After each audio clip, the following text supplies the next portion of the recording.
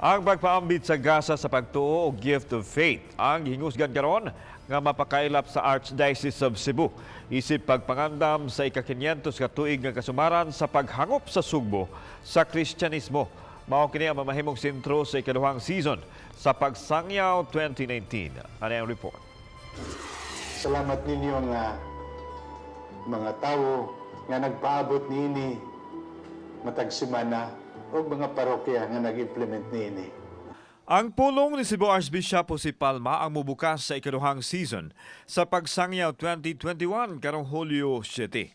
Tambungan kini sa mga magtutuo nga gikan sa nagkalain-laing parokya sa Archdiocese of Cebu.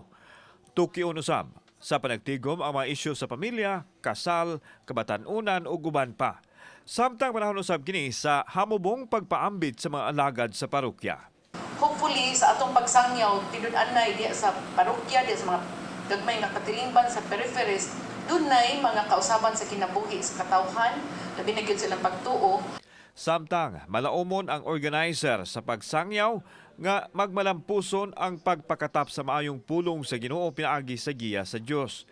Admitido sila nga dunay mga dagkong hagit nga ilang nasugatan apan magkalabang ra gihapon sila gikan nini.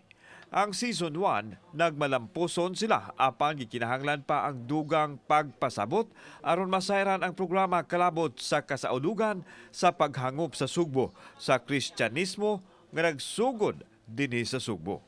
Karon namunga na ni dinhi nato ug manghinaota nga kita sa mamunga kay dako kay ni siyang gasa nga gihatag sa Dios dinhi nato ug ato di ay ni siyang ipaambit ngadto sa atong isig katawo. We should be proud as labi na kami nga media niya karon ang mga minaw nga this is actually the work of the Spirit working in the hearts of the laity.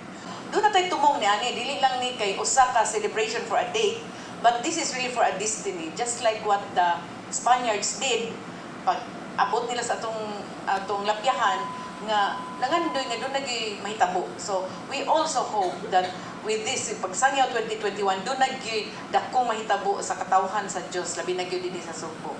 Kauban si John Solon, ako si Alan Domingo. Balitang Bisdak.